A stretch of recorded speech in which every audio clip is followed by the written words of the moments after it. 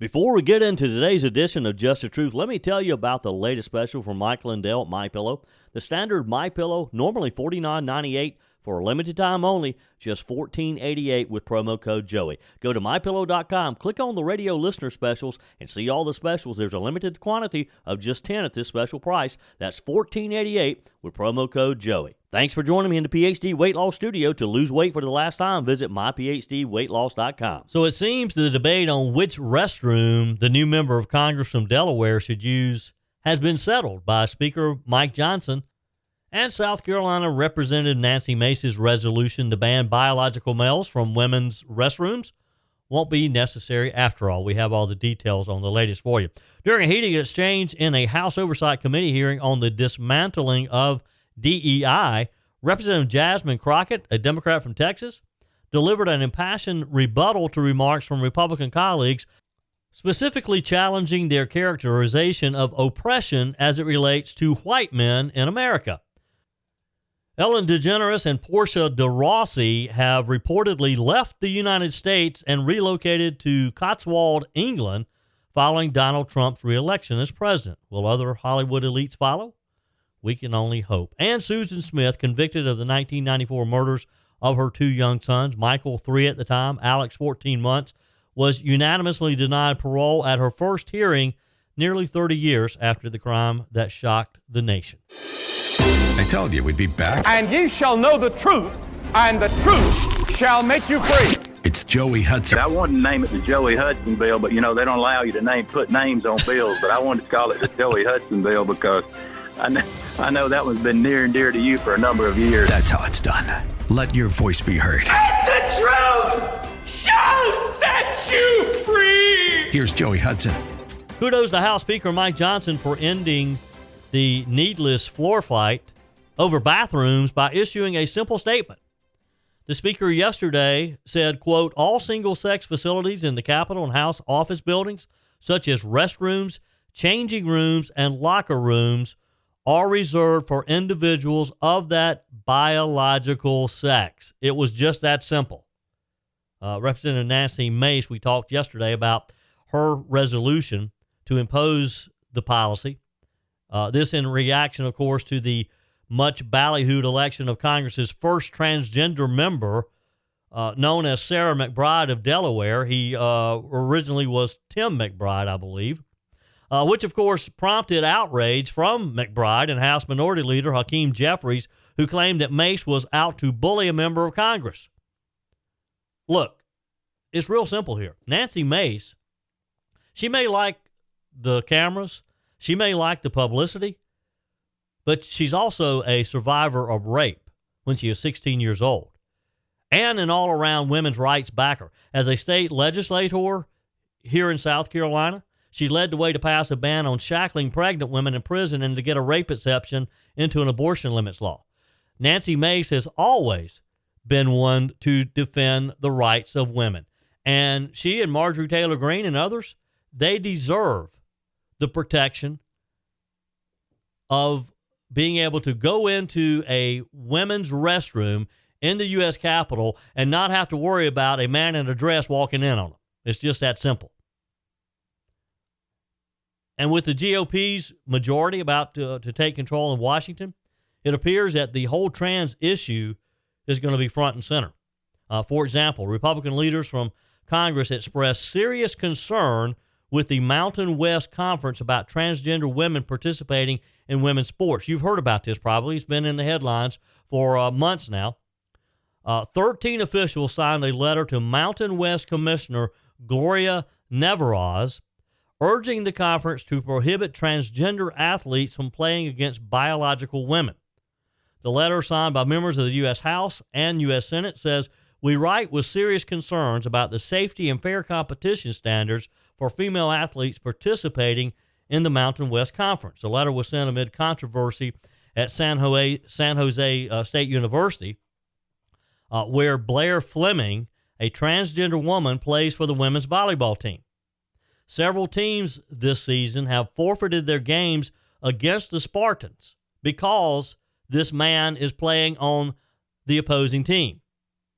The letter states, Title IX was established over 50 years ago to even the playing field for women. Since its implementation, women have participated in safer and fairer competition, but recent events have shown this at risk.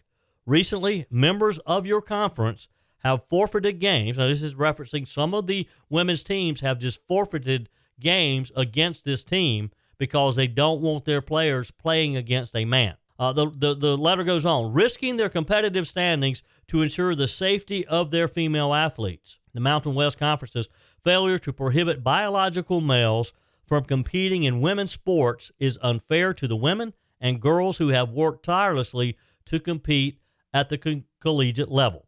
We applaud the bravery of these female athletes and the universities in our home states for taking a stand to preserve Title IX when the Mountain West Conference would not. Permitting biological men to play in women's sports is not equitable. It is an injustice, the letter says. Under these guidelines, it is only fair that biological males play men's sports and biological females play women's sports. Clearly, the Mountain West Conference has dropped the ball. It goes on to say, life isn't fair, but sports should be. We urge you to address these inequities in women's sports in the Mountain West Conference immediately, and we look forward to working with you to support women in collegiate sports. Fleming has been one of the top players in the conference and an offensive anchor for San Jose State this season, even amid the controversy. Fleming is third in the conference in average kills per serve with 3.86 and amassed 297 total kills on the year despite playing 7 fewer games than expected due to forfeits. That in itself should show you how unfair this is. Those statistics should show you that a man playing women's volleyball has an advantage. And he has helped San Jose the third best, amass the third best hitting percentage in the Mountain West. What started some of this was Fleming's teammate, Brooke Slusser. She is part of a lawsuit against the NCAA, and she filed another suit alongside other Mountain West players against the conference over the alleged presence of her transgender teammate. Slusser has alleged the school deliberately hid Fleming's natural birth sex from her and other players on the team and around the conference. San Jose State has repeatedly defended the presence of Fleming on the team. In a statement provided to media by a university spokesperson, they said, our athletes all comply with NCAA and Mountain West Conference policies and are eligible to play under the rules of those organizations. Our volleyball team members have earned the right to compete, and we're deeply disappointed for them and with them that they're being denied those opportunities through cancellations and forfeits. We're also proud of how they have persevered through these challenges on the court. So they're disappointed that some of these female teams, these young women, don't want to compete against a man. And they're disappointed that these teams have stood up to this and have forfeited the games they have sacrificed. And they hide behind the fact that, well, we're falling within the guidelines here. They're eligible. Well, the conference, the Mountain West Conference, and the NCAA needs to make it clear. And it's very simple. Just like Speaker Mike Johnson's letter about the use of restrooms in the U.S. Capitol, it's very simple here. It could be settled by saying, by the conference, all conferences, the NCAA saying that females will compete in female sports. Biological females will compete with biological females. Biological males will compete with biological males. It's just that simple. And why we can't get to that point, I don't understand. Moving on, during a heated exchange in a House Oversight Committee hearing on the issue of dismantling DEI, Representative Jasmine Crockett delivered an impassioned rebuttal to remarks from Republican colleagues, specifically challenging their characterization of oppression as it relates to white men in America. She seems to have an issue with white men. Listen to the exchange. Consistently said over and over the word oppression, and every time that you said it, it was almost as if I was hearing nails on a chalkboard, because it seems like you don't understand the definition of oppression, and I'd ask you to just refer to Google to help you out. Oppression is the prolonged, cruel, or unjust treatment or control. That is the definition of oppression. And so as I sit here as a black woman who practiced civil rights, let me tell you the reason that my colleagues wanted to make sure you understood the same black history that your side of the aisle wants to delete out of classrooms is because you can then misuse words like oppression. There has been no oppression for the white man in this country. You tell me which white men were dragged out of their homes.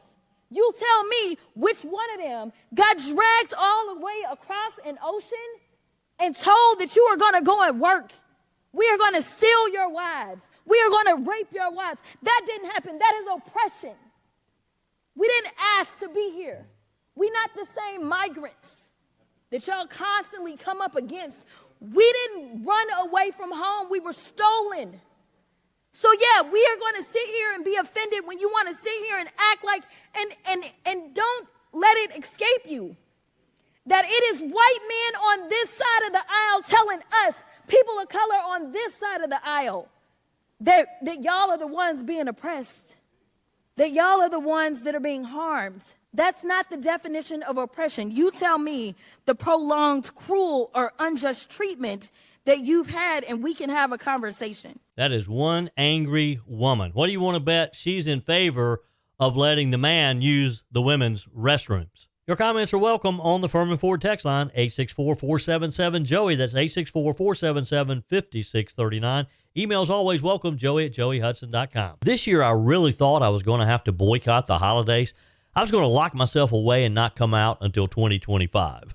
But after finding PhD weight loss, you can bet I'll be at every holiday party I'm invited to. That's because PhD weight loss helped me take control with great confidence, support, and my new healthy body. The best part? PhD weight loss did it all without harmful drugs that keep you dependent on them to maintain your weight loss. It's a natural, medication-free approach to weight loss crafted to naturally diminish food-related thoughts, hunger, and cravings, making your weight loss journey more sustainable and enjoyable. Take it from me, I lost 33 pounds. The PhD weight loss program teaches you not just what to eat and when, but also how to think differently about food and finally let go of those cravings and get rid of the hunger naturally.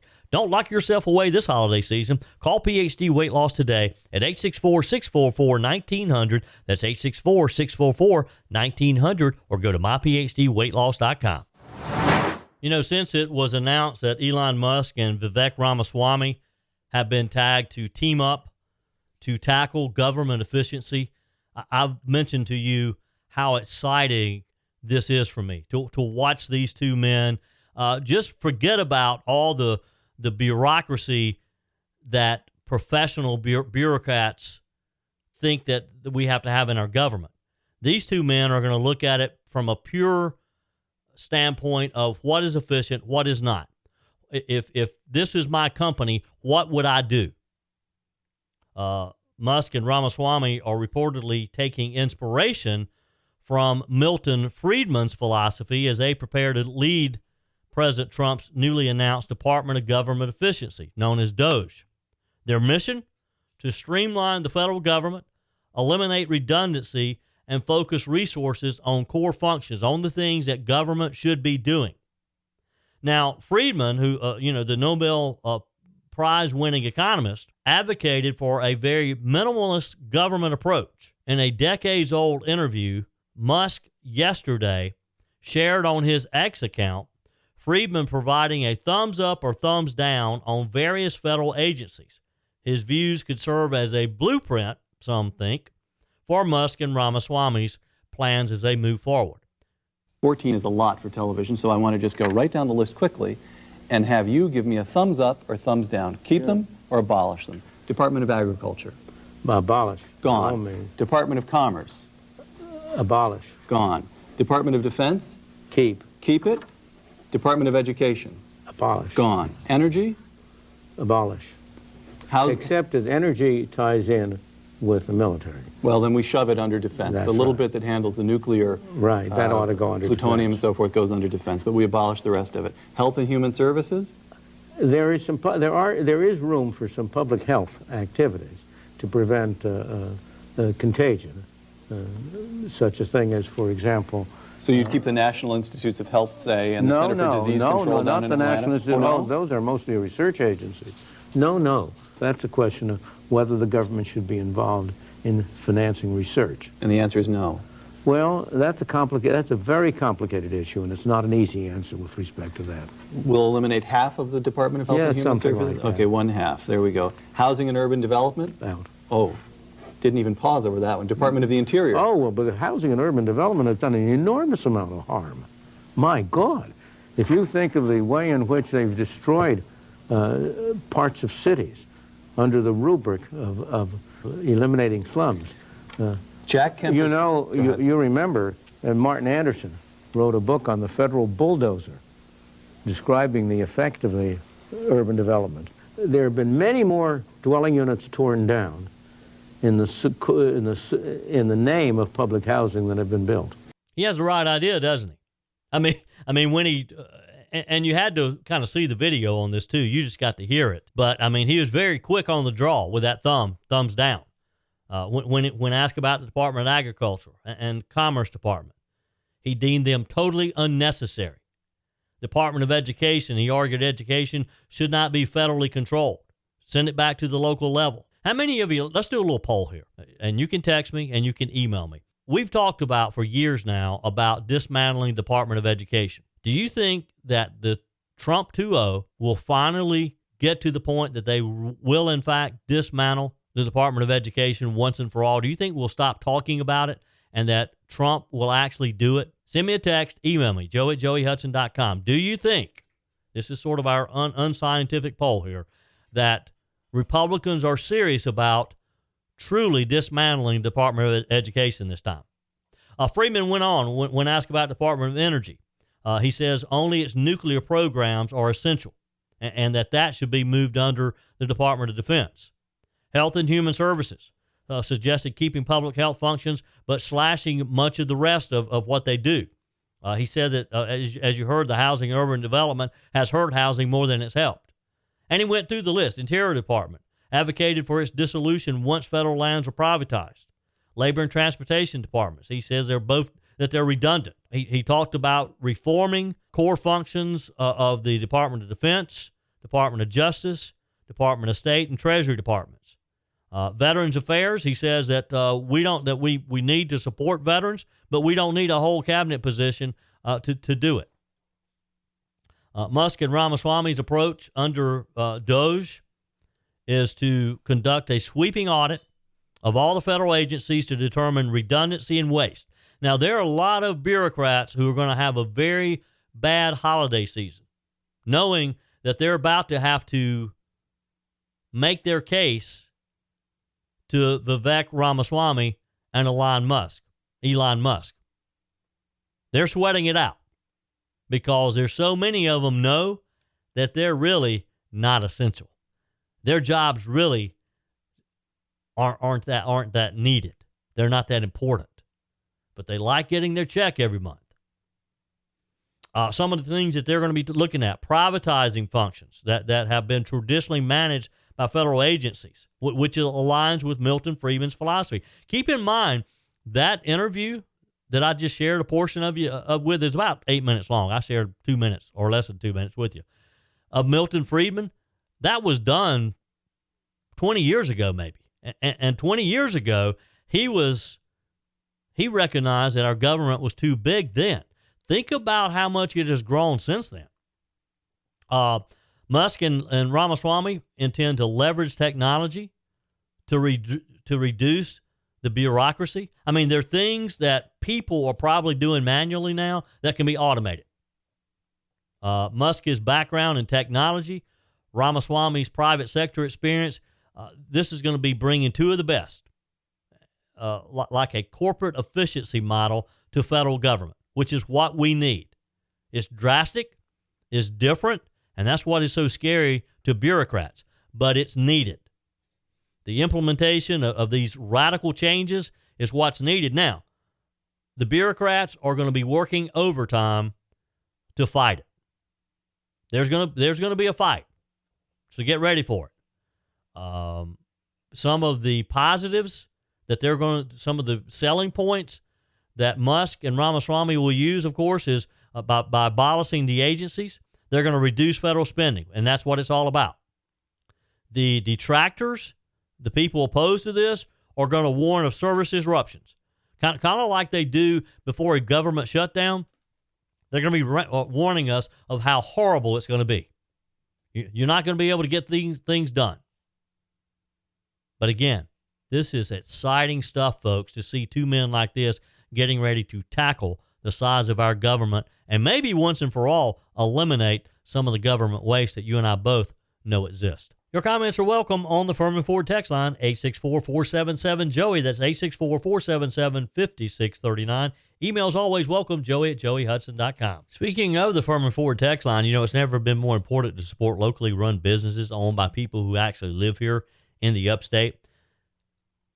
Let me take a minute to talk with you about our friends at Furman Ford. If you're looking for a new vehicle, maybe a great pre-owned vehicle, one you could trust, or maybe you're looking to order that special vehicle. Either way, if you want a new one, a brand new one, or a pre-owned that you can trust, the folks at Furman Ford, they're there to help you. Their name is on the sign because their name is on the line, because every single transaction is important to them. Jim Furman, Matthew Furman. They do business the right way.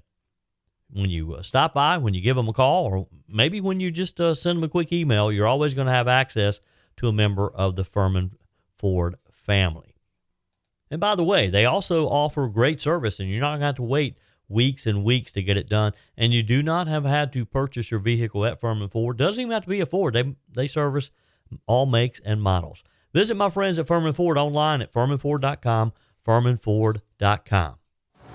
For those of you who live in upstate South Carolina or did live in the area back in 1994, you know the headlines that the murder of Susan Smith's two young sons, Michael and Alex, created. For about 2 weeks, there was a lot of drama there, and we all wanted those two little boys to be found safely. It captured the world. This was a worldwide news item at the time. Susan Smith eventually was found guilty, convicted of the murders of her two sons. This was in, again, 1994. Michael was 3 years old at the time. Alex was 14 months. She was asking for parole. It was unanimously denied yesterday at her first hearing, nearly 30 years after the crime that shocked the nation happened, and she was convicted of. The 7-member South Carolina Board of Paroles rejected her plea for release, citing her continued lack of accountability and troubled prison record. She has not been a good prisoner. She was appearing on Zoom. She's 53 years old now. She expressed regret, sought forgiveness, claimed that she had lost touch with reality when she drove her car into a lake with her son strapped into their car seats. Still makes cold chills run down my spine thinking about those two little boys in the back of that car and how she could stand there and watch this happen. She described herself as a Christian who believes in God's forgiveness and asked the board to show her similar mercy. First of all, I want to say how very sorry I am.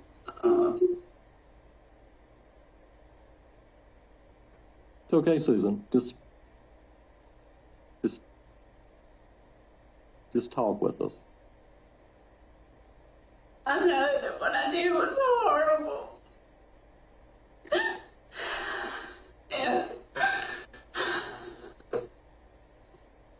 And I would give anything if I could go back and change it.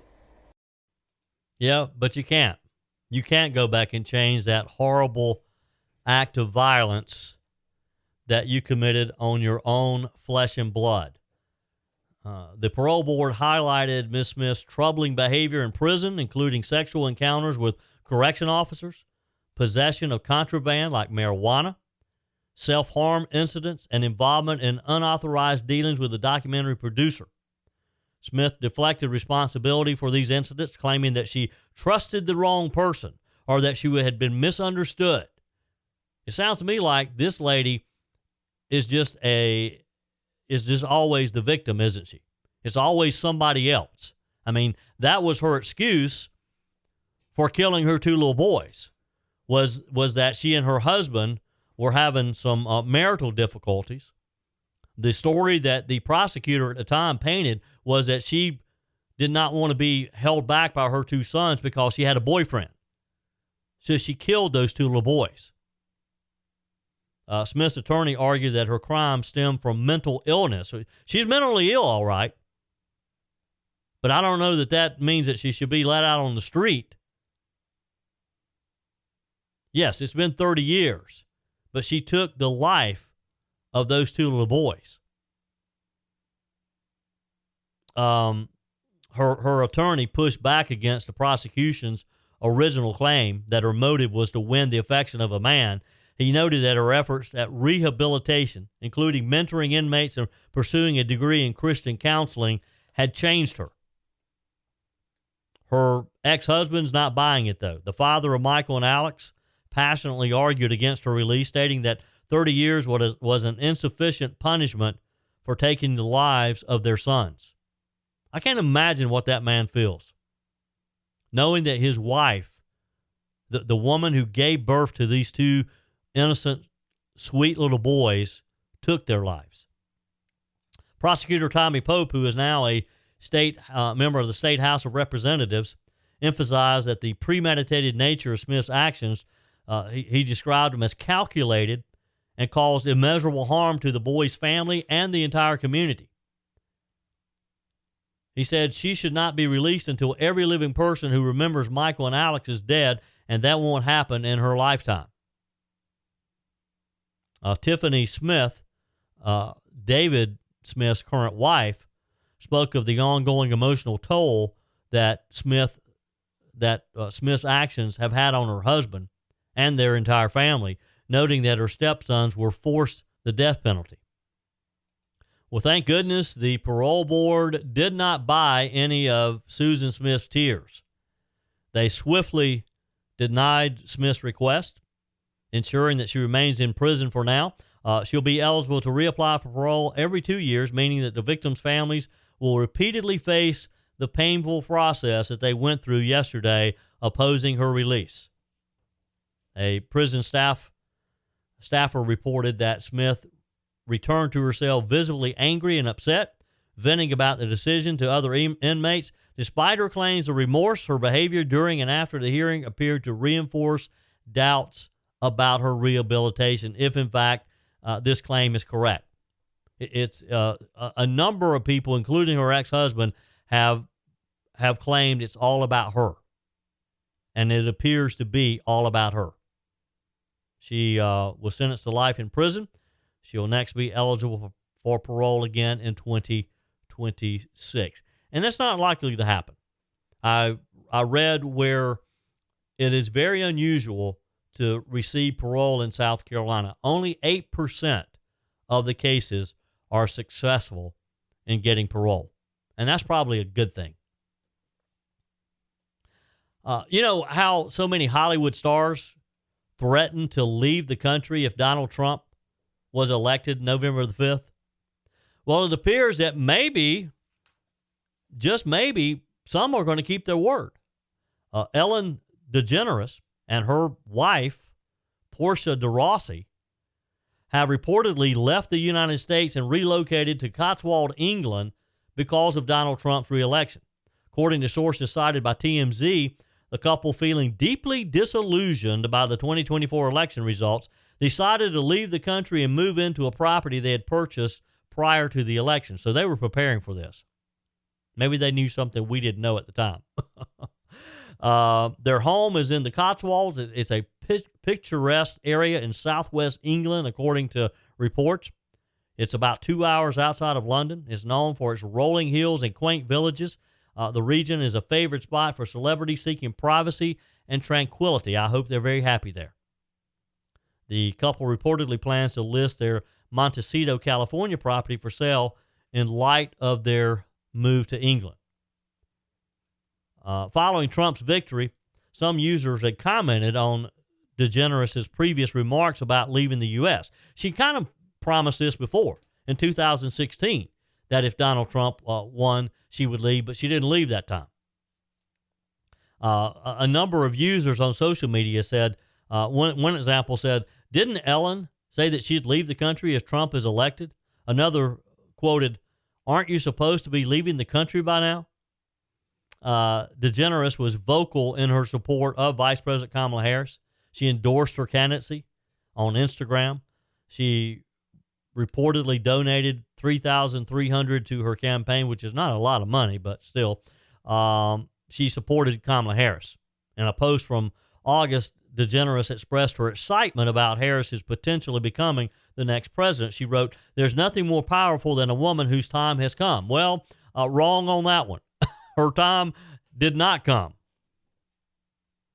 DeGeneres also encouraged voter participation in a November 1st post, sharing a video from the Seneca Project celebrating women's movement in the U.S. Do you think she'll stay in England? Or is this just another way to get attention, to grab the headlines? I never thought she would leave. And some of the others who have threatened to move to Canada and other places. I mean, if they're not happy here, I hope they will leave. Some of you have even offered to pay their airfare, a one-way ticket, that is.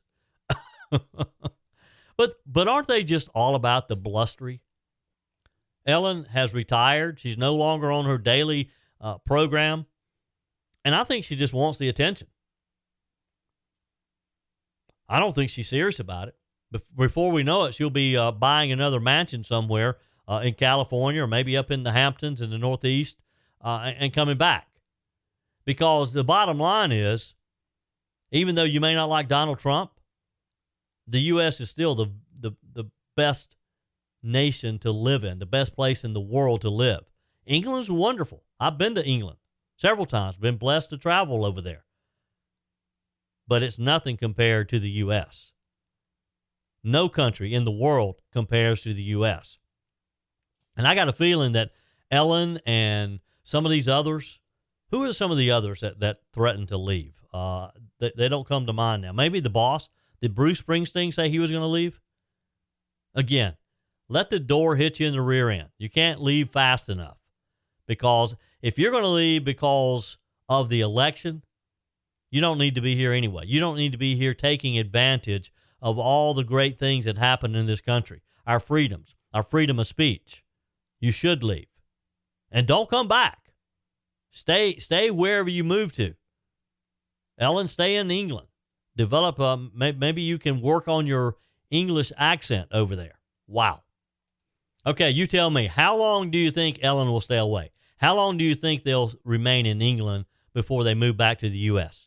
Text me, email me, joe@joeyhudson.com. Your comments are welcome on the Furman Ford text line, 864-477-JOEY. That's 864-477-5639. Email's always welcome, joey@joeyhudson.com. Whether you're replacing a broken appliance or maybe you're just upgrading, you're totally remodeling the kitchen, when it's time to get those new appliances, when you're ready for them, you don't want to have to wait weeks or even months to get started using them, right?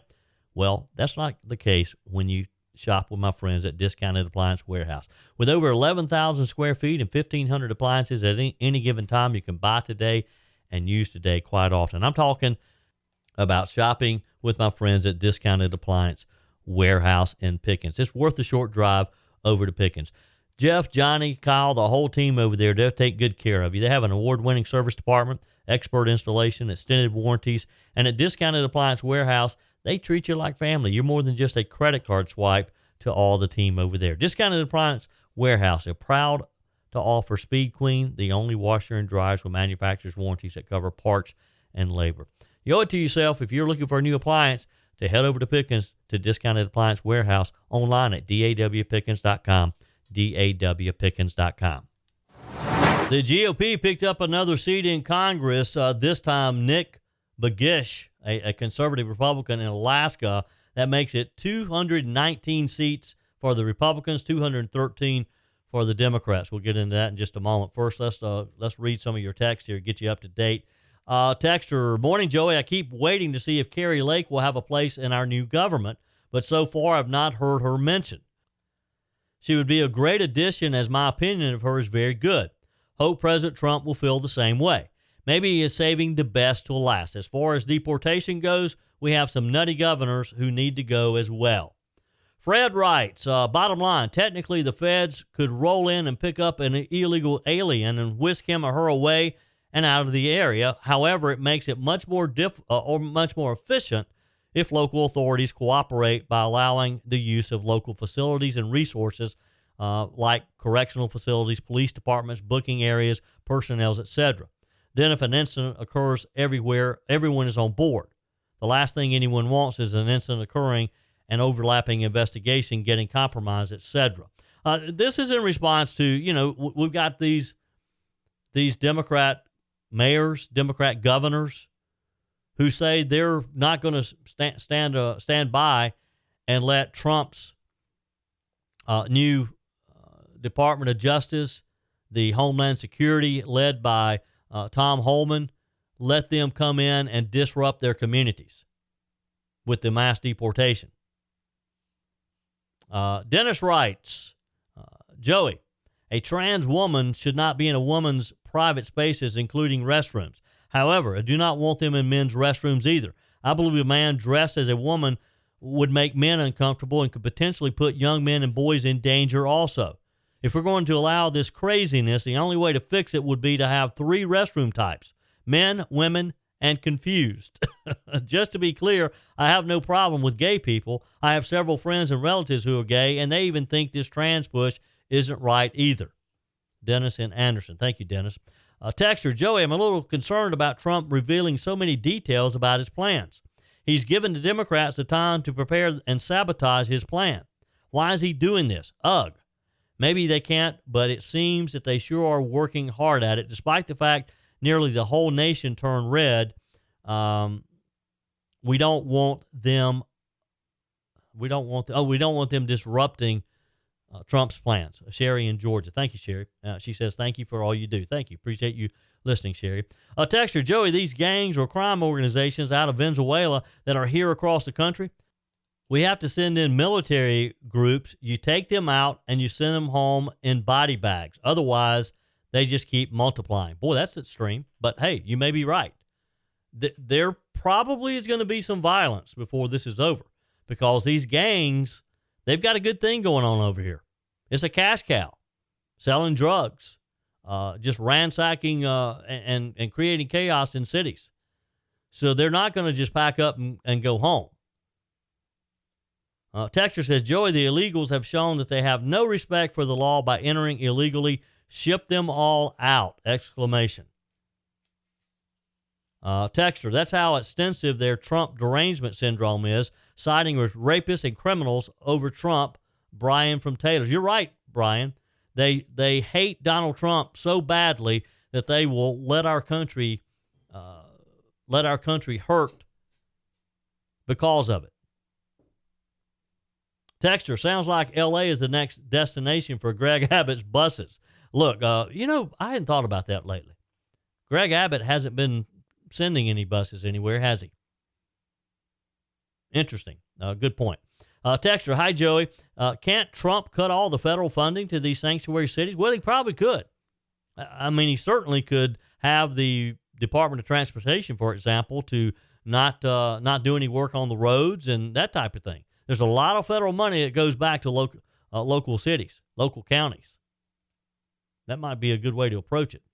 Texter, the illegal aliens will be deported. Let's call them what they are, and they're not illegal immigrants. They are illegal aliens. Thank you for correcting me there. Texter, what's disgusting is validating gender confusion and stupidity and denial of science as it relates to biology. Yep, you're right. And it looks like Speaker Johnson wasn't going to play around with that when he just issued his command yesterday. And look, the Speaker of the House has that prerogative. The Speaker of the House gets to set the rules. Remember how Nancy Pelosi was set up the metal detectors, and during COVID required members of the House to wear a mask and would fine Republican members who refused to? The Speaker has a lot of discretion on the rules and the operation of the House. So Speaker Johnson did the right thing by just saying, hey, look, folks, men, you go to the men's room. Ladies, you go to the ladies' room. It's just that simple. No, nothing in between. Texter, how are we going to have a liberal woman as president when liberals don't know what a woman is? Good point. Good point. Texter, Joey, it makes my mind explode when I hear these liberal Dems say we need the illegals for the economy while they have fought to keep a policy that has killed more than 70 million American citizens over almost 50 years. I say hypocrite is the Dem party. Steve. Thank you, Steve. You're right. Yeah, they love to make these arguments, but yet when it comes to a woman's right to do whatever she wants to with her body, which means killing a baby, that's okay. They are hypocrites. You're right, Steve. From the email inbox. Let's see. Sorry if I wasn't clear. Sometimes my brain's not working right. I'm firmly trusting President-elect Trump when talking of the deportations of illegal aliens, period. I'm trying to ensure there's a very clear delineation between illegal migration and legally documented immigrants. My wife has a green card, pays taxes, obeys laws. She cannot vote yet. Maybe she'll try to become a citizen under Trump. If the nation will enforce the laws, maybe that's a future topic, list the laws, on the books and quit giving the world everything we work for, then maybe there will be a reverse migration. Think the offending countries will let them back in? I doubt it. I doubt it either. I can tell you that Venezuela, they don't want some of those criminals back. They don't want them back in their country. So no, that's probably not an option. Which leads me, and I asked this question recently. So let's take for instance this mass deportation. There's been a lot of questions about it. How much is it going to cost? Who's going to do it? And of course, Tom Holman this week clarified the use of the military. He's going to use the military to do like administrative jobs so that ICE agents who have the authority to arrest and detain illegals, they can put the ICE agents who Biden and Harris has put back at their desk jobs doing administration. He's going to have the military do those jobs so the ICE agents can be out doing what they're supposed to do. But even with that, it's going to be a mass effort to round these millions of people up and send them back. And where do they take them? Because if the countries that they came from, and let's use Venezuela as an example, if they don't want them back, what do? Fly them over there and just open up the plane and push them out and leave them? I don't know. I don't know how that works. Maybe I can get someone on one day and help explain that to us, because I honestly don't. If a country is saying that they can't come back, can we force the country to take them back if we know that they're from there, for example? A lot of questions there. But if anybody can do it, Tom Holman can do it with the support of Donald Trump. They'll find a way to do it. They'll make it so uncomfortable for some of these people. I'm not so sure that the idea they'll self-deport is not an accurate statement. Because if they don't have the money, if they don't have the food, they don't have the housing, and they don't have a job, they're going to find it somewhere if that means going back home. Maybe they'll realize that the grass is not always greener. That's it for today's edition of Just the Truth. Thanks for joining me in the PhD Weight Loss Studios. To lose weight for the last time, visit myphdweightloss.com. If you haven't joined my mailing list yet, visit my website, joeyhudson.com. Click on the Connect with Joey button so that you can receive our emails and the most up-to-date news. Also, join me on my YouTube channel. Be sure and like, comment, and subscribe. Just search for Joey Hudson. As always, thanks for spending a few minutes of your day with me. Do me a favor and forward this episode to a few friends. Just click on the share button and send to your contacts. We need to build an army of conservatives to win our country back, and we can do that by continuing to share the truth with our friends and family. Keep those comments coming via the Furman Ford text line 864-477-JOEY. Email to joey@joeyhudson.com, and I love your messages on the MyPillow message line. Again, that's 864-477-JOEY, 864-477-5639. Be sure and take advantage of the MyPillow special, just $14.88 on the standard MyPillows when you use promo code Joey. Order online at mypillow.com or call 800-893-4053. We're back again tomorrow and hope you'll plan to join us. Until then, remember, God's got this. He's still in control.